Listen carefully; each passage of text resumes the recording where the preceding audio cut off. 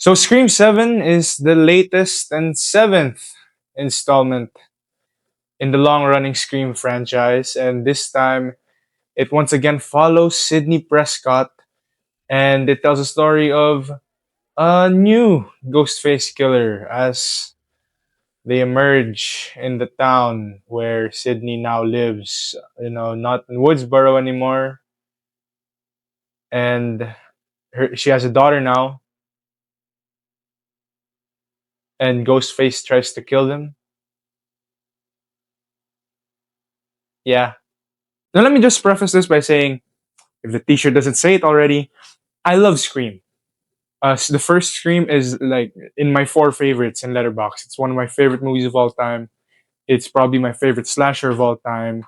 It's my comfort movie, and as weird as that may sound, yeah, it is. It just is, and I love this franchise. I think it's one of my favorite movie franchises. I really do look forward whenever a new entry comes out. I really do. This is my childhood. I remember watching Scream 4 a lot as a kid.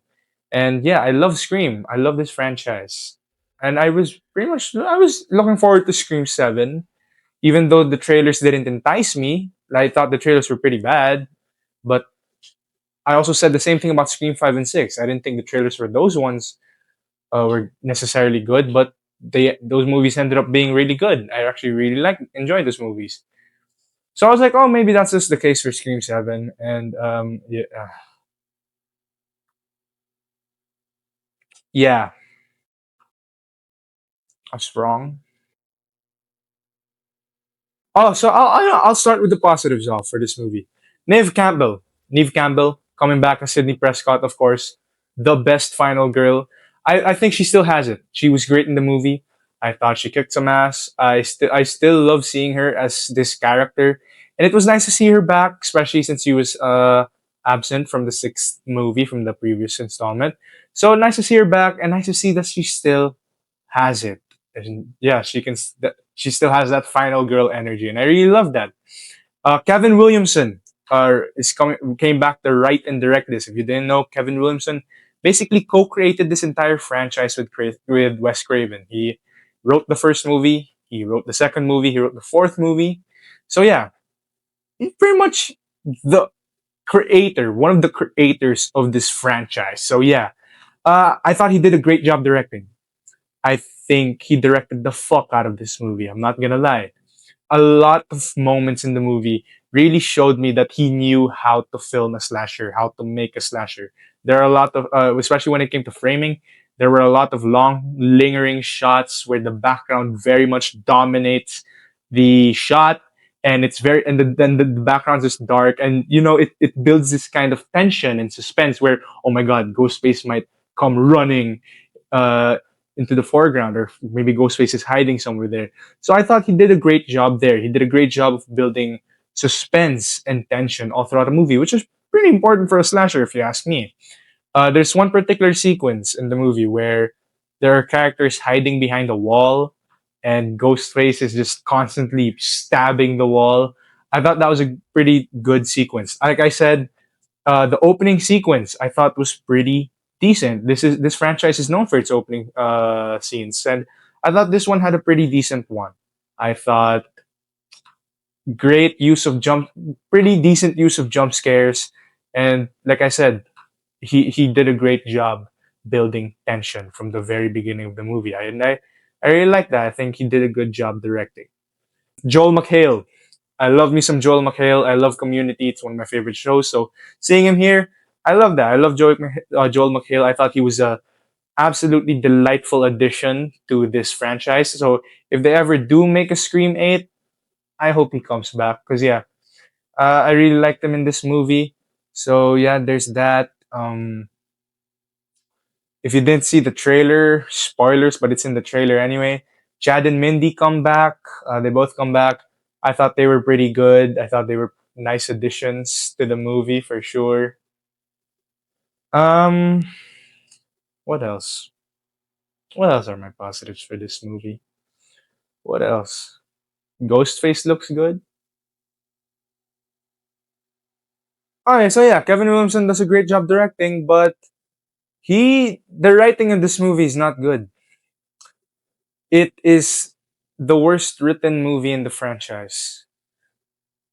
I am baffled. I was absolutely baffled by this movie because, like I said, I love Scream. And Kevin Williamson, when I heard Kevin Williamson was coming back to not only to write but to also direct, I was pretty excited. If there's anyone in the world I would trust to make another Scream movie, it would be Kevin Williamson. This is the guy, like I said, who co-created Scream.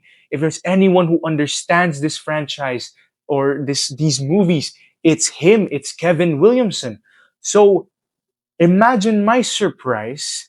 Imagine my fucking baffled mind when the writing for this movie, when I was watching and I was hit. I was hit with just this wave of disappointment by the writing. Like I don't want to sound mean. I don't want to sound like I'm degrading anyone who worked on this movie, and I definitely don't want to sound like I'm degrading Kevin Williamson because, like I said, he pretty much created Scream. So I don't want to. I don't want to like be mean. I don't want to like come off as being very degrading. But man, the writing of this movie shocked me at how bad it was. Like genuinely. Okay, how the, step by step. All right. Like I said, the movie features Sydney Prescott and her daughter.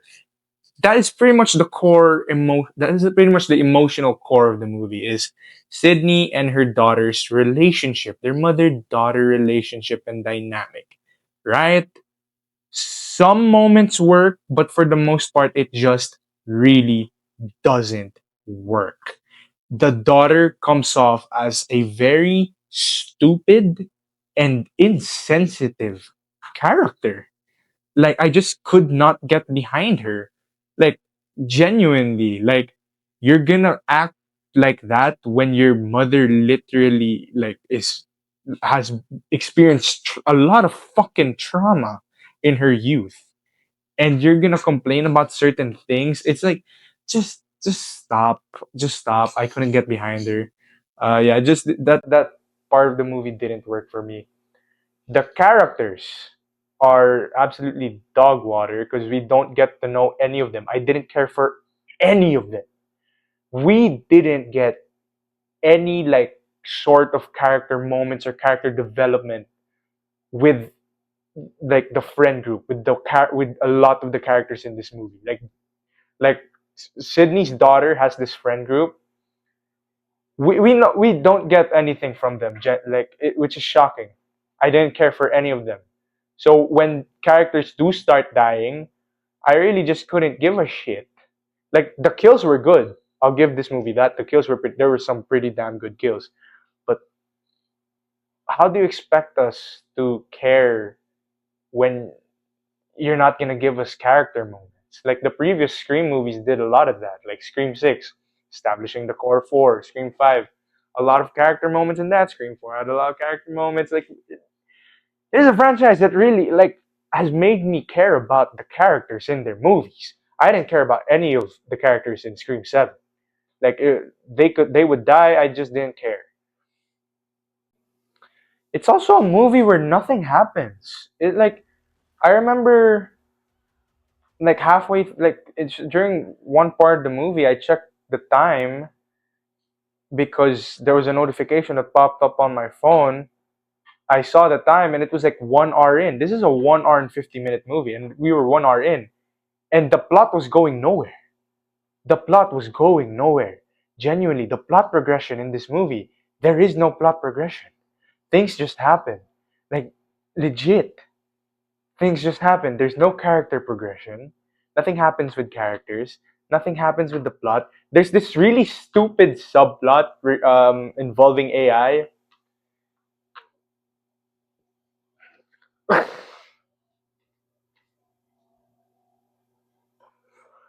Holy shit! I couldn't believe what I was watching. I really couldn't. It felt like a parody. It legit at one point it felt like a parody of Scream, and it it didn't sit right with me. This movie just didn't sit right with me. Also, it has the worst ghost face killers. Not only does it have the worst ghost face killers, it has the worst motives for the killers, and it has the worst reveals. It has the worst reveals. Like, when I say that the ghost face killers in this movie have an absolutely stupid motive, I fucking mean it. It is the dumbest, one of the dumbest things I have ever heard of. I could not believe what I was watching. They had shit reveals, they're shit killers, and their motive is so stupid. It's so stupid. It's dumb. It's dumb. It's fucking dumb. This movie's a fucking mess.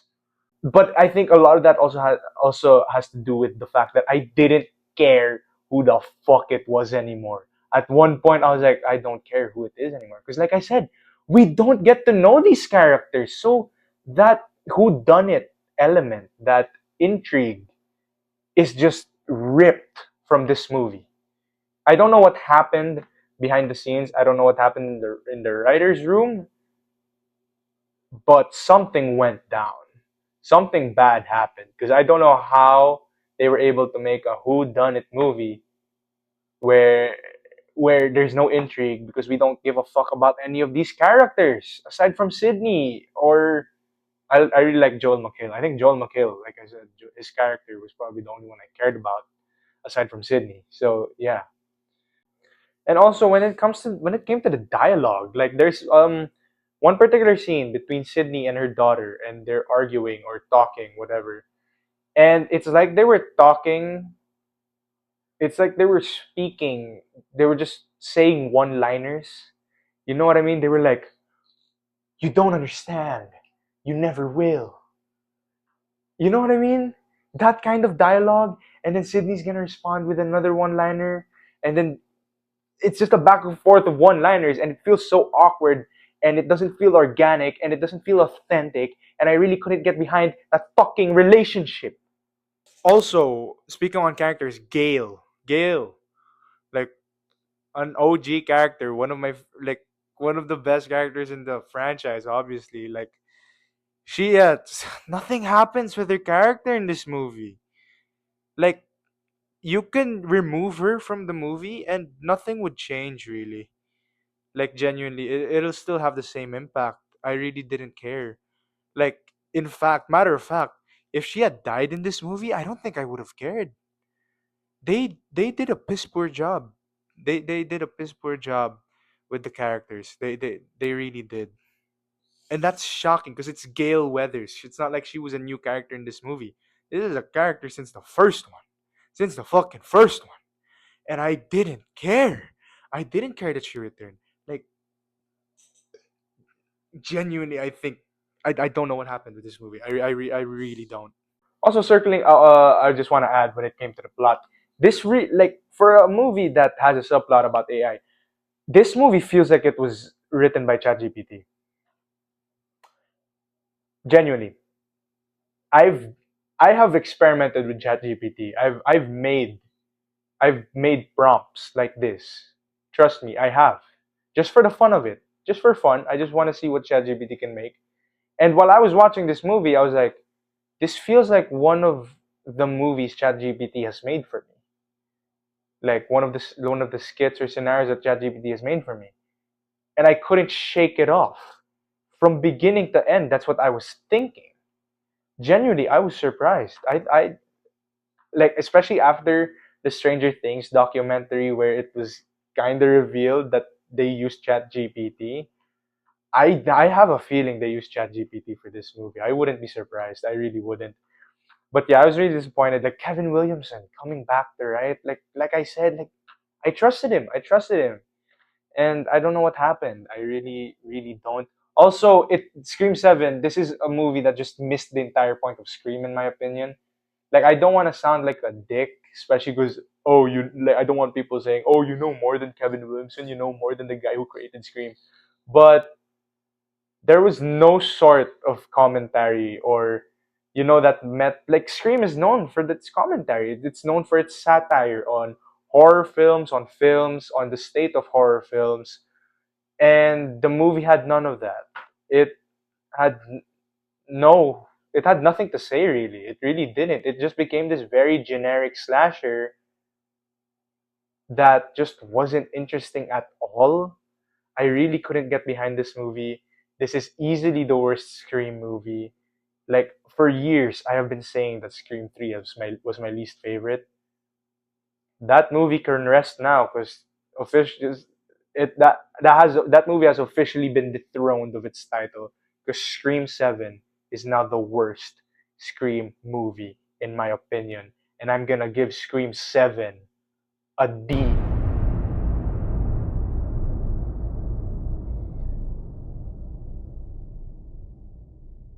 Yeah, I was pretty let down by this movie.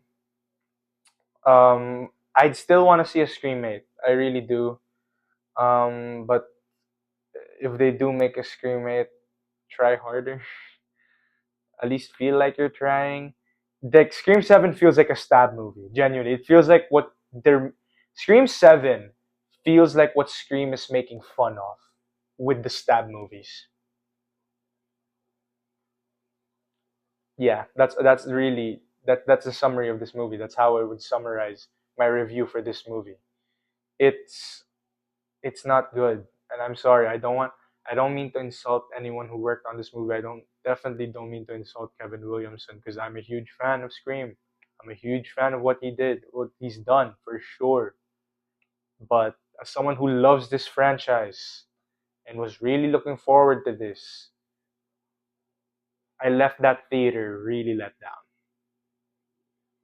Yeah. So that has been my review for Scream 7.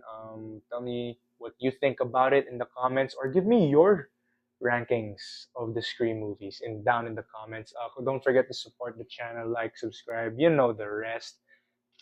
Please continue to support or start supporting the channel, please. And yeah, I'll see you in the next one. Bye.